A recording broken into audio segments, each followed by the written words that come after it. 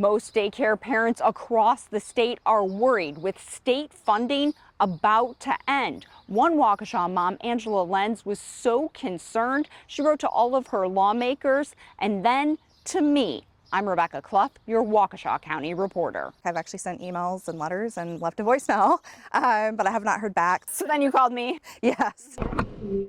Angela Lenz and her husband need childcare for their daughter. She's 3 years old. She'll be turning 4 a little bit later this year. Her family already feels stretched, paying more than $1,200 a month to send one child to daycare. That's around $14,400 a year. That's average for Waukesha County. For an infant, that number jumps to more than $18,000 a year. On July 1st, state funding for daycare through Child Care Counts is set to expire. Angela is anticipating a rate hike at her daycare. She says her family will survive it, but she's speaking up for others who she knows can't. Parents who are going to have to pull their kids out because they can't afford it, and I don't think that's a good thing for the community as a whole. Heather Bucky Witz, a Brookfield preschool owner, worries about rate hikes for her small business. She joined in a roundtable hosted by Democratic lawmakers, State Representative Robin Vining and Senator Jody Habush-Cynic.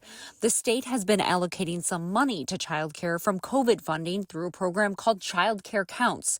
The lawmakers are pushing for some sort of childcare funding to be implemented because that program stops in 2 weeks. You as a parent have to go to work. How are you going to go to work? If you want quality childcare, I have cut everything I can possibly cut. I do a lot of the services on my own, but I still have to be able to pay the teachers. The Republicans on the Joint Finance Committee have not said if they will fund any child care programs, but Angela and Heather just hope a solution is coming.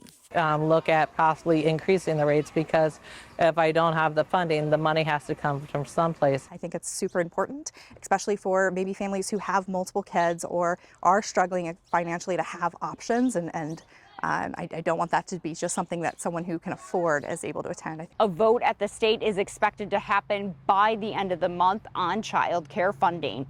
In Brookfield, Rebecca Clough, TMJ4 News.